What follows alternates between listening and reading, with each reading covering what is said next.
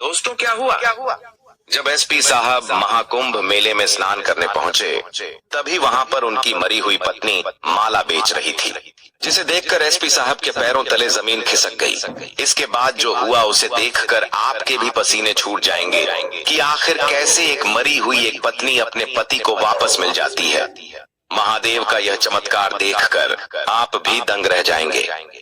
दरअसल दोस्तों, यह घटना है मध्य प्रदेश के खरगोन शहर की। दोस्तों, प्रयागराज का महाकुंभ इस सदी का सबसे बड़ा महाकुंभ है और इस महाकुंभ में अपने देश के ही लोग नहीं, विदेशों से भी लोग आके डुबकी लगा रहे हैं और इसीलिए एसपी साहब भी अपने माता पिता को लेके इस महाकुंभ में आए हैं और डुबकी लगाने के लिए।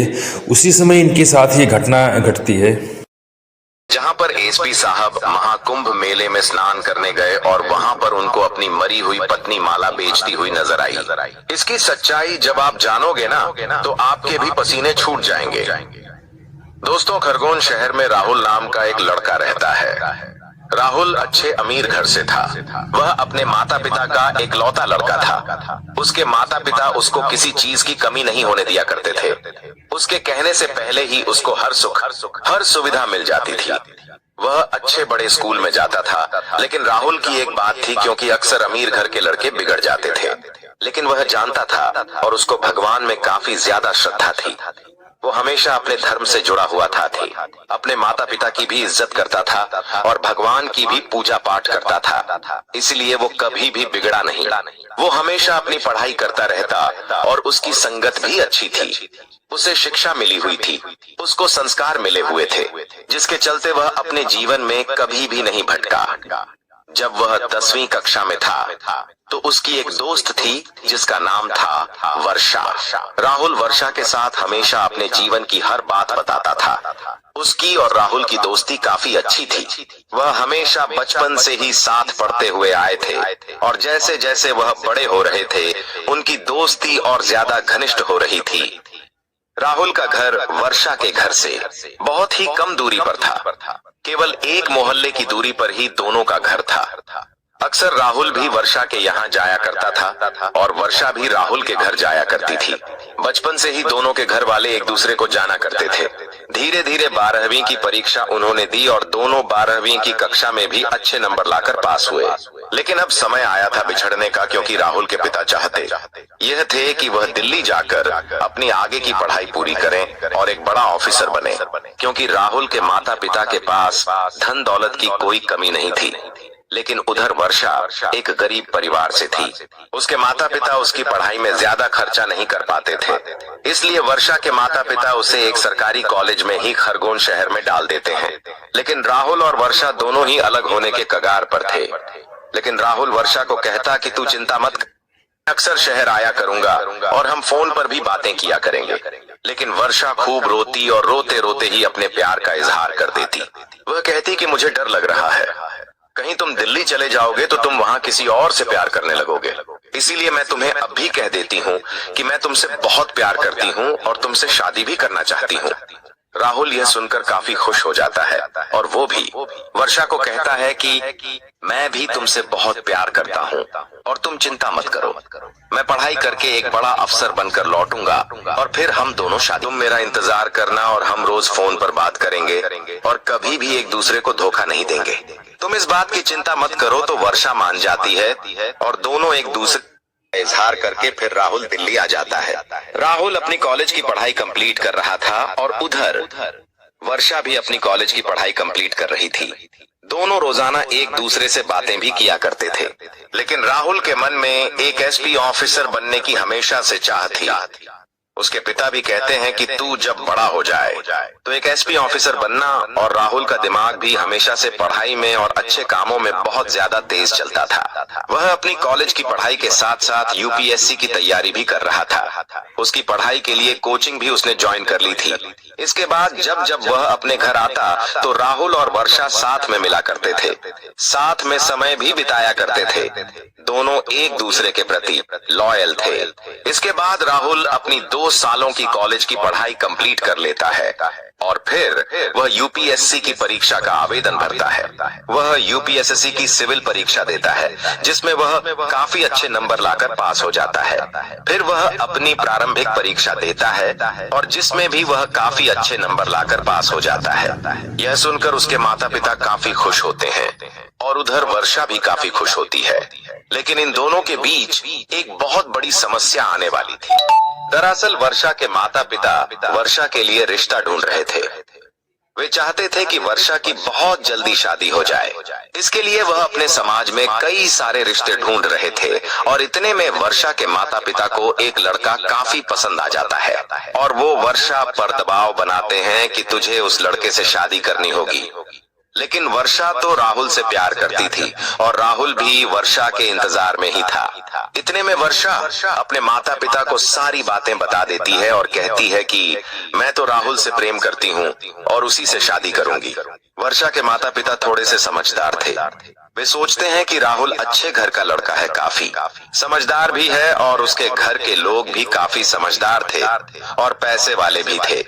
उन्होंने कहा कि अगर ऐसा ही है तो क्यों ना हम राहुल के साथ तेरी सगाई करवा दें। अगर तेरी सगाई हो जाएगी तो हम भी चिंता मुक्त हो जाएंगे, क्योंकि राहुल दिल्ली गया हुआ है और अगर वह कहीं भटक गया और किसी और लड़की से प्रेम करने लग गया तो फिर तेरा क्या होगा। तो वर्षा भी सोच में पड़ जाती है। इसके बाद वर्षा और उसके घर वाले राहुल के यहाँ रिश्ता लेकर जाते हैं और राहुल से सगाई करने की मांग करते हैं। तो उधर राहुल कहता है कि मैं पहले अपनी पढ़ाई पूरी कर लूं, एसपी ऑफिसर बन के जाऊं, अपनी यूपीएससी की परीक्षा को क्लियर कर लो, उसके बाद हम सगाई कर लेंगे।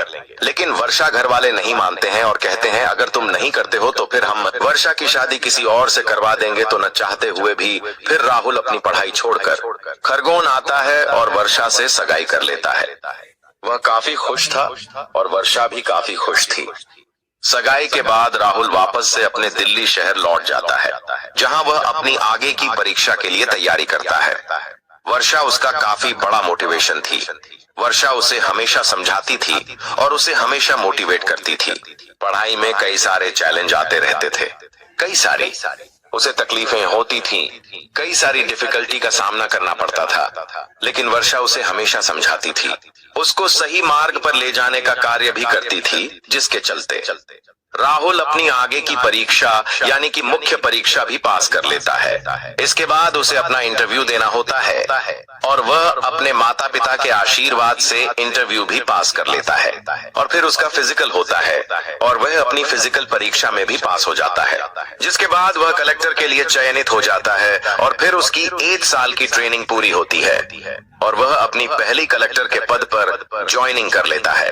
कलेक्टर की ज्वाइनिंग के बाद वह वर्षा को अपने पास बुला लेता है और फिर खरगोन जाकर दोनों खूब अच्छे से धूमधाम से शादी करते हैं। दोनों के परिवार के लोग काफी खुश होते हैं। कलेक्टर बनने के बाद राहुल को एक अच्छा घर मिलता है, अच्छी बड़ी गाड़ी मिलती है, लेकिन पैसों की तो उनको पहले से कोई कमी नहीं थी। फिर भी वह अपने पद को पाकर काफी खुश था और उसके माता पिता भी काफी खुश थे। शादी के बाद दोनों खूब एक दूसरे से और ज्यादा प्रेम करने लगे थे, क्योंकि उनका बचपन का प्यार सफल हो चुका था। दोस्तों, अक्सर लोगों को अपना सच्चा प्यार नहीं मिल पाता है, कोई न कोई तकलीफ जरूर आती है, लेकिन राहुल और वर्षा के प्रेम में ज्यादा तकलीफें नहीं आई। भले ही उनको दूरियां सहनी पड़ी, अलग अलग जाकर पढ़ाई करनी पड़ी, लेकिन फिर भी दोनों का प्यार सच्चा था, जिसके चलते दोनों एक दूसरे के प्रति लॉयल रहे और उन दोनों ने एक दूसरे को ही चुना अंत में। लेकिन दोस्तों, कहते हैं कि सच्चा प्यार अगर है तो चुनौतियां तो आती ही आती हैं। करीब 2 सालों के बाद जून का महीना चल रहा था। वर्षा अपने पति यानी कि एसपी साहब से कहती है कि मुझे केदारनाथ जाना है, वहां दर्शन करने हैं, क्योंकि मैंने मन्नत ली थी कि अगर अपने दोनों की शादी हो जाएगी तो हम दोनों केदारनाथ बाबा के दर्शन करने आएंगे। जिसके बाद राहुल वर्षा को मना नहीं कर पाता है और वह केदारनाथ बाबा के दर्शन करने के लिए निकल जाते हैं। लेकिन उनको पता नहीं था कि यह यात्रा उनके जीवन की सबसे खतरनाक यात्रा होने वाली है। उस समय जून का महीना था और साल 2013 था। वे लोग सबसे पहले सोनप्रयाग गए। सोनप्रयाग जाकर उन्होंने गाड़ी पकड़ी और उस गाड़ी में बैठकर वे दोनों गौरीकुंड पहुंचे, जहां से उन्होंने अपनी पैदल चढ़ाई करना शुरू किया। लेकिन आज सुबह से ही मौसम खराब था, बारिश होने शुरू हो चुकी थी। वे धीरे धीरे अपनी चढ़ाई कर रहे थे और करीब 7 से 8 घंटों की कठिन चढ़ाई करने के बाद वे लोग बाबा केदारनाथ के दर्शन करने मंदिर पहुंच चुके थे। लेकिन जैसे ही वह मंदिर पहुंचे, वहां पर खूब ज्यादा बारिश हो रही थी। बारिश इतनी हो रही थी कि ऊपर से पानी बह बहकर नीचे आ रहा था। लेकिन उन्होंने जैसे तैसे अपने दर्शन कर लिए और बाबा केदारनाथ को धन्यवाद कहा कि उन्होंने दोनों की शादी करवाई। वे लोग रात्रि में वहीं पर एक धर्मशाला में रुके हुए थे। लेकिन रात्रि के 2 बजे उन्होंने एक ऐसा मंजर देखा जिसकी उनको उम्मीद तक नहीं थी। पानी खूब ज्यादा आ रहा था और खूब तेज बादल गरज रहे थे। रात्रि में 2 बजे का समय था, तभी वहां पर राहुल उठता है और बाहर बालकनी में जाकर नजारा देखता है। तो वह नजारा देखकर उसके पसीने छूट गए, क्योंकि मंदिर के बाहर से और उसकी धर्मशाला के बाहर खूब सारा पानी बह रहा था। पानी इतना बह रहा था कि कई सारी होटलें टूट रही थीं। कई लोग उसमें बह बहकर जा रहे थे। कई भगदड़ मच रही थी। यह देखकर उसका दिमाग काम करना बंद कर देता है। वह तुरंत अपनी पत्नी को उठाता है और वर्षा को कहता है कि चलो, हमें यहाँ से निकलना पड़ेगा। वह अपनी पत्नी का हाथ पकड़कर धीरे धीरे नीचे उतर रहा था। लेकिन पानी का स्तर और बहाव बहुत ज्यादा बढ़ रहा था। लेकिन इसी बीच उसका हाथ वर्षा के हाथ से छूट जाता है और दोनों अलग हो जाते हैं और वर्षा का पांव फिसल जाता है और वह बहते हुए पानी में बह जाती है। राहुल उसे बचाने की कोशिश करता है, लेकिन वह बचा नहीं पाता है, क्योंकि इतनी बड़ी भयानक बाढ़ आ रही थी। वह खुद तो एक खंभे से लिपटकर वहीं पर खड़ा हुआ था। वह अपनी पत्नी को बहता हुआ देख रहा था, लेकिन कुछ कर नहीं पा रहा था। इसके बाद पानी का स्तर और ज्यादा बढ़ गया था। वह पीछे की ओर रेंगता रेंगता एक पहाड़ पर चढ़ गया। उसने अपनी खुद की जान तो बचा ली थी, लेकिन उसने पूरी रात मौत का मंजर देखा। वह उस पहाड़ी से देख रहा था कि केदारनाथ मंदिर के आसपास खूब सारा पानी बह रहा था। आसपास की सारी होटलें टूट टूट कर बह रही थीं। उसने देखा कि एक चट्टान जैसा पत्थर ऊपर से बहकर आ रहा था, जो कि आज भीमशिला के नाम से जाना जाता है। और उस भीमशिला ने ही उस पूरे मंदिर को और मंदिर में रह रहे श्रद्धालुओं को बचाया था। राहुल समझ चुका था कि अब उसकी पत्नी उसे नहीं मिलेंगे कभी, लेकिन उसने हिम्मत नहीं हारी। कुछ दिन वह वही फंसा रहा और अगले 2 दिनों के बाद उसको रेस्क्यू किया गया। उसने सभी अधिकारियों, पुलिस फोर्स को तैनात करके अपनी पत्नी को ढूंढवाया। एनडीआरएफ की टीम, एसडीआरएफ की टीम एसपी साहब की पत्नी को ढूंढ रहे थे, लेकिन उनकी पत्नी का ना ही मृत शरीर मिला और ना ही कोई पता चला। उस बाढ़ में करीब 6000 लोगों की मृत्यु हुई थी और कई लोगों के तो शरीर तक नहीं मिले थे, जिसमें राहुल यानी कि एसपी साहब की पत्नी भी शामिल थी। राहुल के माता पिता ने और वर्षा के माता पिता ने समझ लिया था कि अब उनकी बेटी उनकी बहू नहीं रही, लेकिन राहुल आज भी वर्षा के इंतजार में था। धीरे धीरे समय बीत रहा था, लेकिन वर्षा का कोई पता नहीं चला। अब धीरे धीरे समय आगे बढ़ता गया और बात सन 2025 तक पहुंची, जहां पर महाकुंभ मेला लगा हुआ था। वर्षा के जाने के बाद से राहुल केवल अपनी ड्यूटी पर ध्यान देता था। वह कई बार डिप्रेशन में भी चला गया, लेकिन उसके माता पिता ने उसको बहुत समझाया और वह अपने जीवन में आगे बढ़ा। उसकी पत्नी से वह बहुत प्यार करता था, जिससे वह बचपन से प्रेम करता आया था। वही उसकी पत्नी अब उसके साथ नहीं थी। वह अंतिम बार अपनी पत्नी की लाश तक नहीं देख पाया था। तभी उसके माता पिता उसको कहते हैं कि प्रयागराज में महाकुंभ मेला लगा हुआ है, क्यों ना महाकुंभ मेले में स्नान करके आए। उसके माता पिता कहते हैं कि हम तो बूढ़े हो चुके हैं और शायद यही आखिरी महाकुंभ मेला होगा हमारा, तो क्यों ना अपन महाकुंभ मेला जाकर आए। इस बात को सुनकर राहुल अपने माता पिता को मना नहीं कर पाता है और वह अपने माता पिता के साथ प्रयागराज महाकुंभ मेले में शामिल होने चला जाता है। लेकिन उसे अंदाजा भी नहीं था कि यह महाकुंभ मेला उसकी जिंदगी में एक बहुत बड़ा चमत्कार करने वाला है। राहुल अपने माता पिता के साथ त्रिवेणी संगम घाट पर स्नान करता है। सुबह सुबह ब्रह्म मुहूर्त में वह अपने माता पिता के साथ शाही स्नान करने पहुंचता है। उसने वहां पर कई सारे दिव्य साधु संतों के दर्शन किए और अपने माता पिता को भी कई मंदिर और कई दिव्य साधु संतों के दर्शन करवाए। तभी उसकी माँ ने राहुल से कहा कि बेटा, हम प्रयागराज महाकुंभ मेला आए हैं, तो क्यों ना यहाँ से एक तुलसी की माला ले ले, क्योंकि मुझे तुलसी की माला पहननी है। तुलसी की माला बहुत ही शुभ होती है और स्वास्थ्य के लिए भी काफी अच्छी होती है। तो राहुल कहता है कि हाँ, अगर कोई दिखता है तो हम उससे तुलसी की माला ले लेंगे। तभी वहां पर एक महिला मालाएं अपने हाथों में लिए और कई सारी मालाएं अपने गले में डाले घूम रही थी और माला ले लो, माला ले लो चिल्ला रही थी। तो राहुल उस महिला को आवाज लगाता है और उसके पास जाता है और जब उस महिला का चेहरा देखता है तो वह दंग रह जाता है, क्योंकि वह महिला कोई और नहीं बल्कि उसकी मरी हुई पत्नी वर्षा थी। शुरुआत में तो वह अचंभित रह जाता है, सोचता है कि यह कोई उसकी हमशक्ल होगी, लेकिन राहुल जब उससे पहुंचता है, लेकिन जब राहुल उस महिला से पूछता है कि तुम कौन हो और तुम्हारा नाम क्या है, तो वह महिला कहती है मेरा नाम राधा है। तो राहुल कहता है कि तुम तो वर्षा हो। तो वह महिला कहती है नहीं, मेरा नाम राधा है।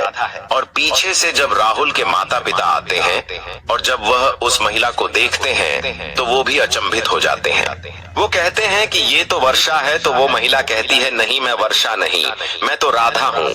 तभी राहुल उस महिला को कहता है कि तुम मेरी पत्नी हो और उस पूरी मेरी पत्नी जैसी दिखाई देती हो। तो राधा कहती है कि मैं कैसे मान लूं। तो राहुल वर्षा के साथ के पुराने फोटो उस महिला को दिखाता है। वह महिला देखकर अचंभित हो जाती है। वह महिला कहती है कि यह कैसे हो सकता है। तो राहुल अपनी पूरी घटना उस महिला को बताता है और कहता है कि मैं अपनी पत्नी के साथ केदारनाथ मंदिर गया था और वहीं पर मेरी पत्नी बाढ़ में बह गई थी। जब से वह मुझे नहीं मिली तो यह सुनकर उस महिला के रोंगटे खड़े हो जाते हैं। वह महिला कहती है कि तुम सच में मेरे पति हो। तो राहुल कहता है कि हाँ, तुम राधा क्यों बता रही हो अपने आप को। तो फिर वह औरत कहती है कि मैं केदारनाथ की बाढ़ में बह गई थी। उस बाढ़ में बहने के बाद मुझे अपने जीवन का कुछ भी याद नहीं था। मेरी याददाश्त चली गई थी। मुझे एक साधु महात्मा ने बचाया था और उन साधु महात्मा ने ही जड़ी बूटियों से मेरा इलाज किया था और फिर मैं उन्हीं साधु के साथ केदारनाथ में रहने लगी थी। मैं जिस दिन बह गई थी तो वह सोनप्रयाग में उन साधु के साथ में रह रही थी जहां पर उन्होंने मेरा इलाज किया और मैं उन्हीं को अपना पिता और अपना गुरु मानने लगी और फिर मैं उन्हीं के साथ अपना जीवन यापन करने लगी। कुछ सालों बाद वे साधु महात्मा समाधि ले चुके थे, जिसके बाद मैं अकेली हो गई थी। फिर मैंने जगह जगह पर जाकर मालाएं बेचना शुरू किया और मैं महाकुंभ मेले में आई हूँ माला बेचने। यह सुनकर राहुल केकता थी। पसीने छूट जाते हैं और वह वर्षा को यानी कि उस महिला को गले लगा लेता है और कहता है कि तुम मिल गई, तुम मेरी पत्नी ही हो।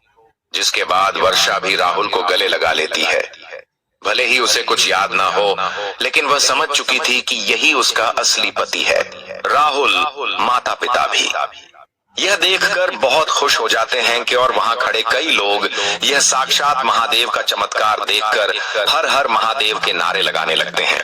इसके बाद राहुल अपनी पत्नी वर्षा के साथ संगम में डुबकी लगाते हैं और वापस से अपने घर लौट आते हैं। फिलहाल तो वर्षा को अपना बीता हुआ कल याद नहीं आ रहा था, लेकिन धीरे धीरे वह जान लेगी ऐसा डॉक्टर ने कहा था। तो दोस्तों, इस घटना से आपको क्या सीख मिली, बताएगा जरूर कमेंट बॉक्स में। हर हर महादेव जरूर लिखिएगा और अगर यह वीडियो पसंद आई हो तो लाइक कर दीजिए और हमारे चैनल को सब्सक्राइब जरूर कर देना।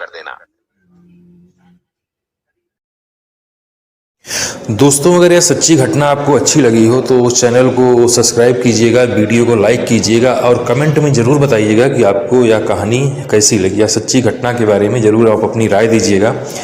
दोस्तों, आपने देखा होगा ऐसे चमत्कार बहुत कम होते हैं और ऐसे चमत्कार हमें देखने को बीच बीच में मिलते रहते हैं। ये सोच से भी बाहर है कि 12 से 13 साल बाद एक जिसको डेथ, जिसको मरा हुआ समझ लिया गया, वो 12 से 13 साल बाद मिला है। इसे चमत्कार ही कहेंगे दोस्तों। बाकी इस घटना को आपके सामने लाने का हमारा उद्देश्य सिर्फ आपको सावधान करना है, सतर्क करना है, क्योंकि हमारे समाज में ऐसी बहुत सारी घटनाएं भी होती हैं जो नहीं होनी चाहिए। लेकिन लोग उसे देख के भी अनदेखा कर देते हैं। तो अगर आपके आसपास, आपके समाज में, आपके पड़ोस में कुछ ऐसी घटना घटे जिससे कि जो नहीं होनी चाहिए, तो उसमें आवाज़ ज़रूर उठानी चाहिए। दोस्तों, इसी के साथ जय हिंद, जय भारत।